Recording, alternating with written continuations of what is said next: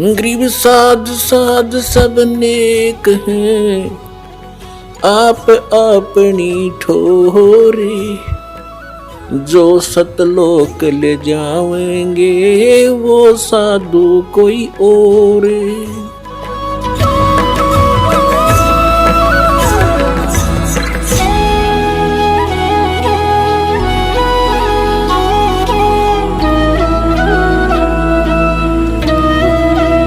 सतगुरुदेव की जय।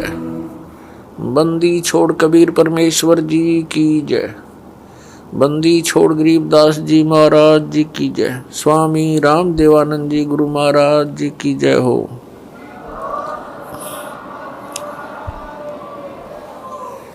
तुमरे विसारे क्या बने, मैं किसकी शरण में जाऊं।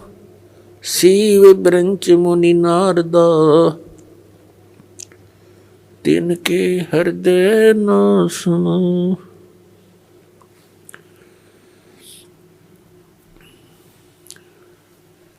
परम पिता परमात्मा पूर्ण ब्रह्म सर्व सृष्टि रचनहार कबीर परमेश्वर जी की असीम कृपा से आप सभी पुण्यात्माएं सत्संग सुनने के लिए उपस्थित हुए।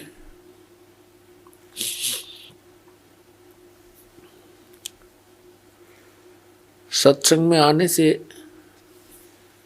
इस जीव को ज्ञान होता है, तू कौन है, यहां किस लिए तू ये जन्म और मर रहा है, तुझे ये मालूम नहीं अगले क्षण में क्या हो जाए। और फिर भी आप इतने निश्चिंत होकर के यहां बैठे हो। सत्संग में आने से इस प्राणी को ज्ञान होता है कौन से कर्म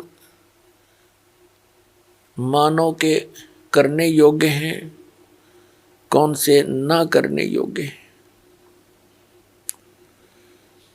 फिर मानव जीवन का क्या उद्देश्य है,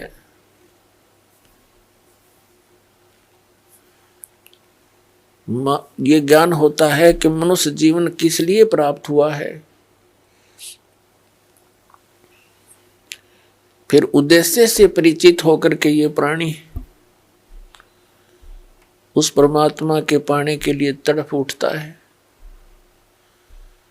क्योंकि इसको अभी तक यथार्थ ज्ञान नहीं हुआ था। काल भगवान जिसके लोक में हम रह रहे हैं, ये एक नंबर का विलियन है, ये खलनायक है। आप फिल्मों में देखा करते हैं जो खलनायक की रोल करता है वो कैसा व्यक्ति होता है। वो तो एक सिंपल रोल करता है, ये रियल में कर रहा है। इसने हमारे परम पिता को बुला दिया, इसने परमात्मा का नामो निशान मिटा दिया। अपने आप को ये भगवान सिद्ध करके बैठ गया। और फिर इसके काल के दूतों ने, नकली संतों ने, ज्ञानहीन प्राणियों ने श्री ब्रह्मा, श्री विष्णु, श्री शिव जी को बताया कि यही सब कुछ हैं, यही व्यवस्थक हैं, उत्पत्ति, स्थिति और संहार यही करते हैं। ब्रह्मा जी को तो कुछ एक बता ही देते हैं कि ये इसकी मृत्यु होती है, इसका कुछ समय निर्धारित है जीवन का। लेकिन श्री विष्णु, श्री शंकर भगवान जी को ये अजरो अमर बताया करते थे। इन्हीं की पूजा का विधान दृढ़ किया करते थे, जो किसी भी सदग्रंथ में प्रमाण नहीं था। तो इन काल के से प्रेरित संतों ने सभी पुण्यात्माओं को मिसगाइड कर रखा था।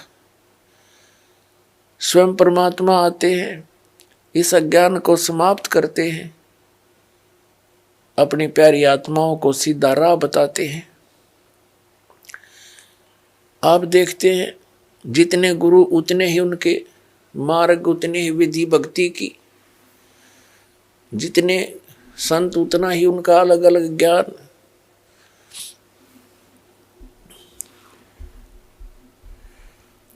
ये सारा कारण क्या है? इस काल भगवान ने सबको भ्रमित कर रखा है। इसने भ्रमित क्यों कर रखा है? परमात्मा ने हमारे ऊपर एक दया करी थी, कबीर भगवान ने, जो हम सबका जनक है। आज पहले भी आपको बताया था सुबह के सत्संग में, जब इस काल भगवान ने इस दुर्गा देवी जी के साथ बद व्यवहार करने की चेष्टा की थी, इस दुर्गा जी ने अपनी इज्जत रक्षा के लिए इसके पेट में शरण ली थी। परमेश्वर ने, कबीर देव जी ने, सत्य पुरुष ने इस ज्योति निरंजन को इसके 21 ब्रह्मांड समेत वहां से निकाल दिया था, साथ में दुर्गा जी को भी। और साथ में इसको एक ऐसा वचन दे दिया था कि यहां जो ऐसे कर्म करता है सच्चे लोक में, उसको ये रोग लगता है 1 लाख मानव शरीरधारी प्राणियों का नितहार आहार करने का। इसको वो श्राप लगा हुआ है 1 लाख मानव शरीरधारी प्राणियों का ये नित आहार करता है। उसके लिए इसने अपने तीनों पुत्रों की, रजगुण ब्रह्मा, सतगुण विष्णु, तमगुण शिव जी की ड्यूटी ला रखी है। इनको एक एक गुण से युक्त कर दिया।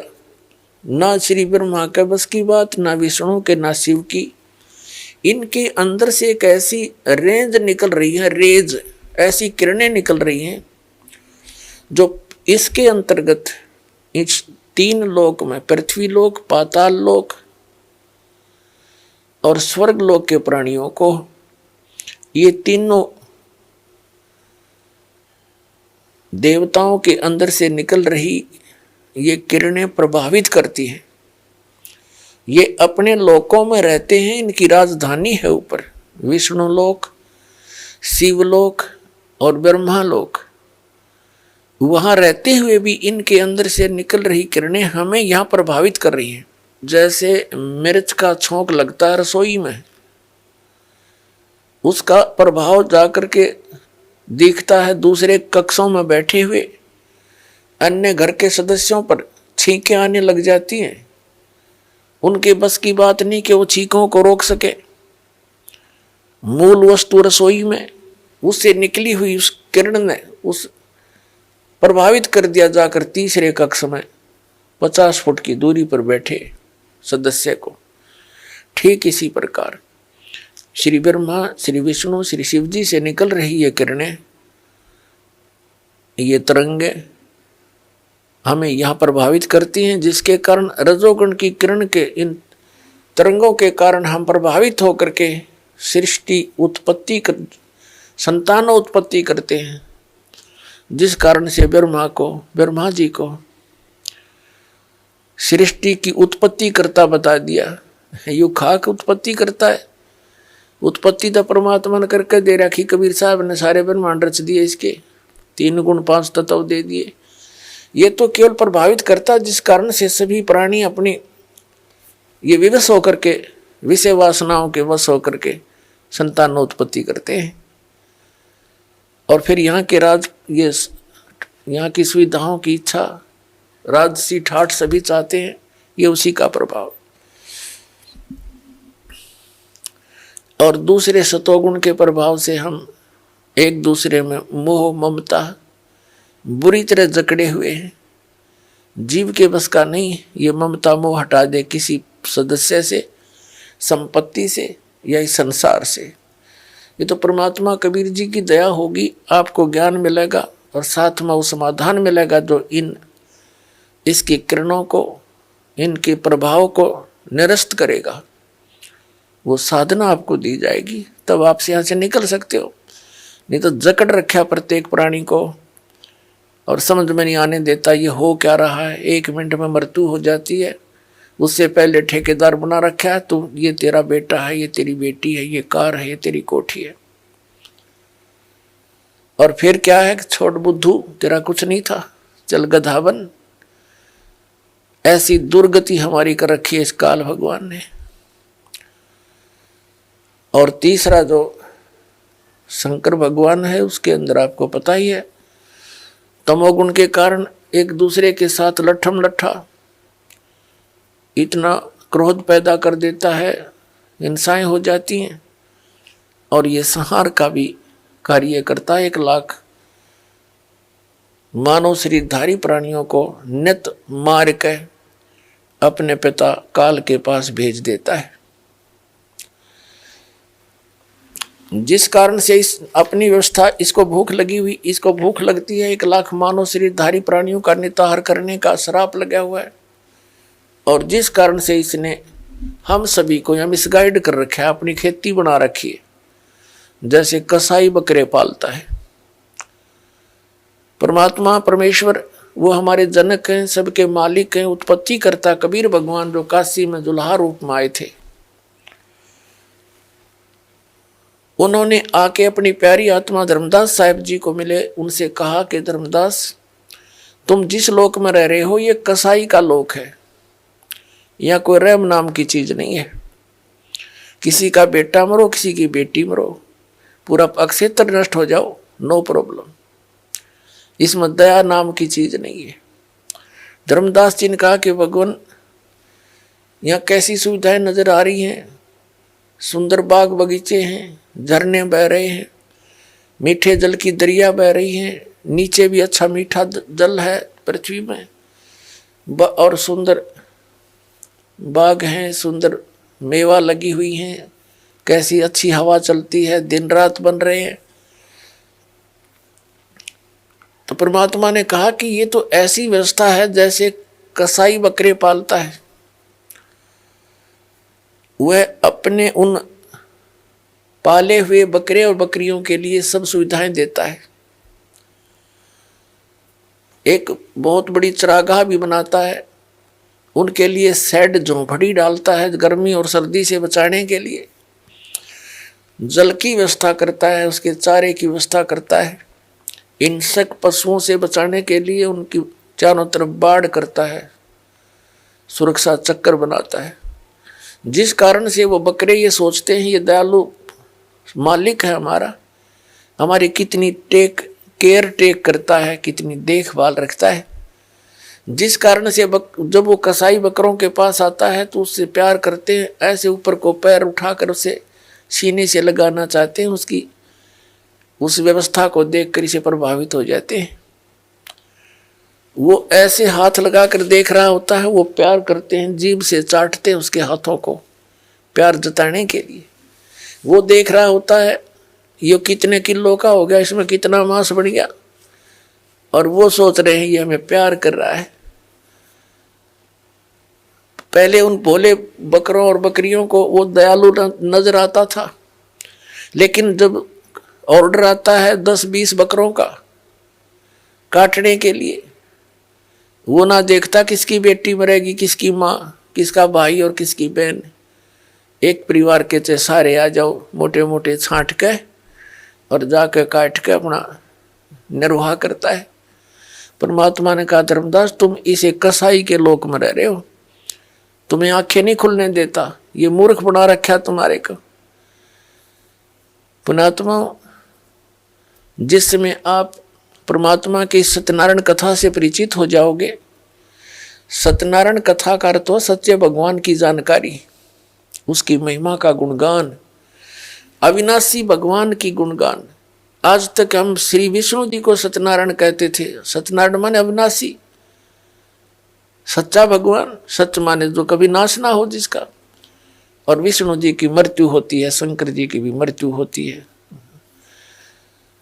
और ब्रह्मा जी की भी मृत्यु होती है। तो ये सत्यनारायण नहीं थे। सत्यनारायण केवल कबीर देव है, कबीर साहब है, जो काशी में धानक रूप में आया था। बनारस के अंदर 120 वर्ष रहे, सहशरीर आए थे, शिशु रूप धारण किया था और सहशरीर चले गए थे मगहर से हजारों लाखों की संख्या में उपस्थित दर्शकों के सामने उनके सब, जब परमात्मा एक वस्त्र बिछाया था, एक चद्दर एक ऊपर ओढ़ कर लेटे थे।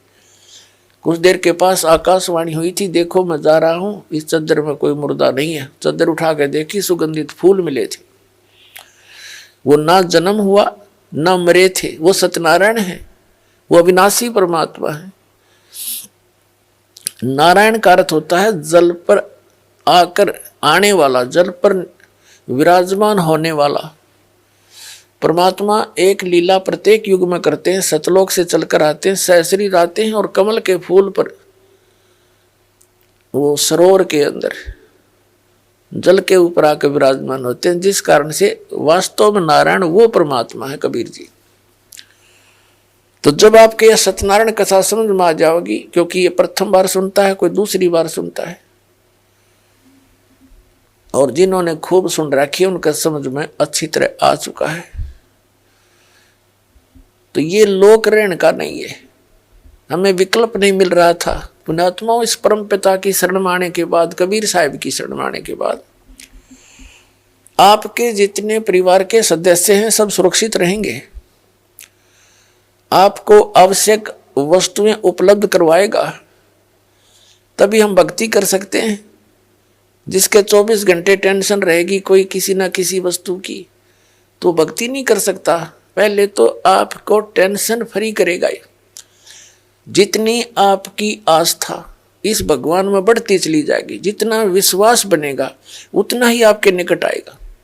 विश्वास बनने में देरी लगती है, क्योंकि हम अज्ञान से परिपूर्ण होते हैं जब परमात्मा की शरण ग्रहण करने के लिए आते हैं। कुछ तो अज्ञान इन सत्संगों से, पुस्तकों से, टीवी चैनलों से हट जाता है। यहाँ आने के बाद रहा कहा फिर मांझा जाता है प्राणी, और फिर यहाँ आने के बाद आशीर्वाद, प्रणाम, भगवान की मंत्र दिए जाते हैं। धीरे धीरे आत्मा इतनी निर्मल हो जाती है, प्रत्येक बात पर जो दास बोलेगा उस पर विश्वास होने लग जाएगा। अभी तक तो कुछ पर विश्वास होता है, कुछ पर अविश्वास होता है।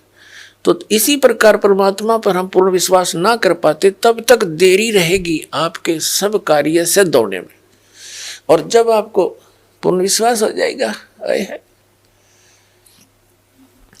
फिर तो कहना ही क्या है।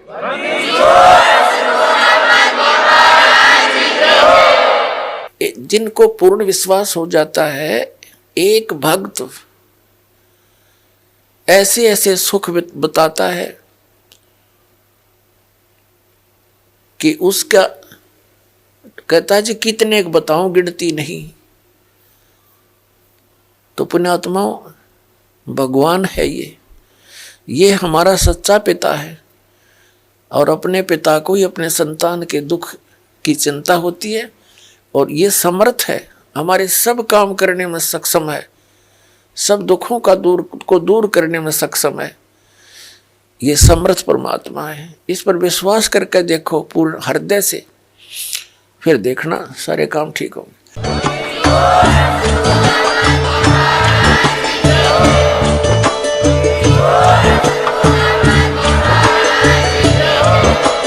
आप सुन रहे थे जगत गुरु तत्वदर्शी संत रामपाल जी महाराज जी के मंगल प्रवचन। अधिक जानकारी के लिए विजिट कीजिए हमारी वेबसाइट www.jagatgururampalji.org। संत रामपाल जी महाराज जी के शुभ आशीर्वाद से पूरे विश्व भर में 500 से भी ज्यादा नाम दीक्षा केंद्र हैं, जिन पर संत रामपाल जी महाराज जी द्वारा ऑनलाइन निशुल्क नाम दीक्षा दी जा रही है। अपने नजदीकी नाम दीक्षा केंद्र का पता करने के लिए संपर्क करें 8222880541।